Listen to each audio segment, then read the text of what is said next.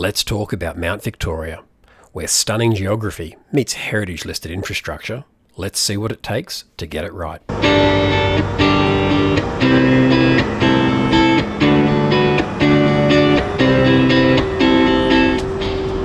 Located on the Great Western Highway, around 2 hours west of Sydney, Victoria Pass descends off the western side of the Blue Mountains, between Mount Victoria and the township of Little Hartley.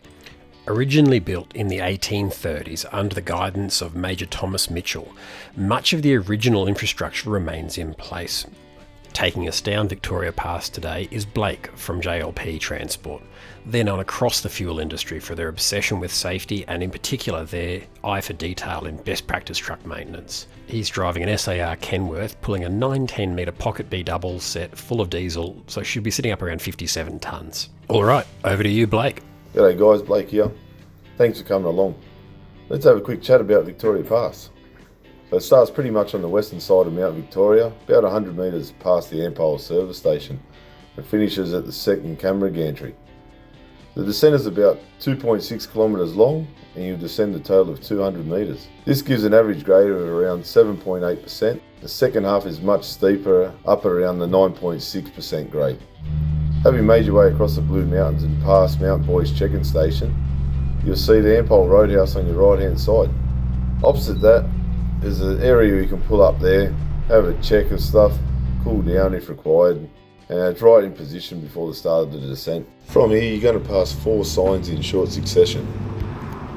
The first one being the Rule 108 sign, trucks and buses must use low gear. The second sign is the 40 an hour truck and bus speed limit sign. The third sign you'll see is warning you that those speed limits are enforced by speed cameras. And slightly further along, the fourth sign letting you know that the first arrested bed is 1.4 kilometres ahead. It's around this point that the grade really starts to steepen up.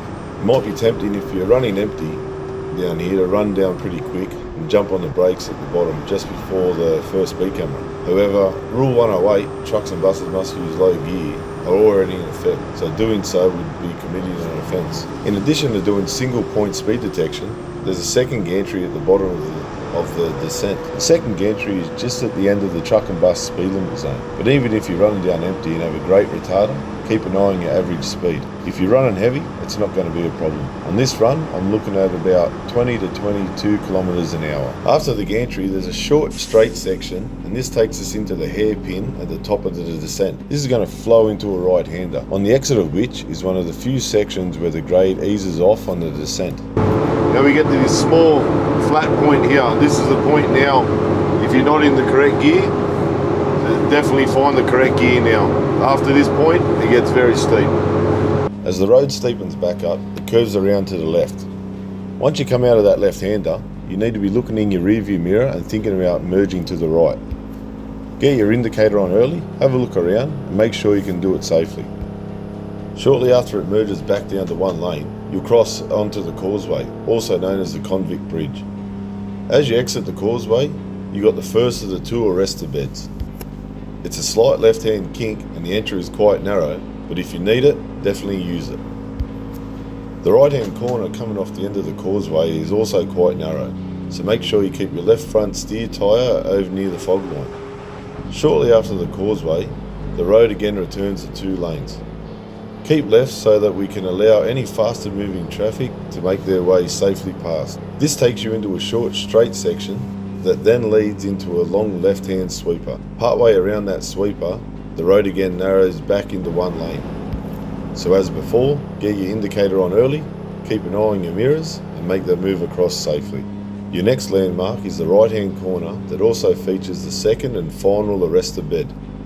The hill starts thinning out a bit here, but don't grab a gear too early, as it could run away on you.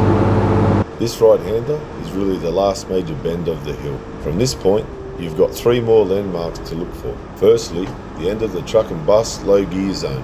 Secondly, the end of the 40 an hour truck and bus speed limit. And finally, the second speed camera gantry. Again, as I mentioned before, this will also do the average speed across the descent. This takes you into an 80 an hour zone and largely onto the flat on your way to Lithgow. Alright, so we've made it to the bottom. What else do we need to think about? Well, firstly, the behaviour of light vehicle drivers. The single lane sections on this hill are really quite short, so you can pretty much guarantee you're going to have someone sitting on your rear all the way down. So make sure you keep an eye on your mirrors to know that they're there, but don't let it change how you drive down the hill.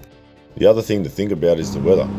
The day we filmed this we had stunning conditions, but particularly in winter time you can see some pretty ordinary weather over the mountain. So drive to suit the conditions and keep the UHF on. It can warn you of lots of things such as rock fall on some of the bigger embankments. Beyond that, stay safe and have a great day.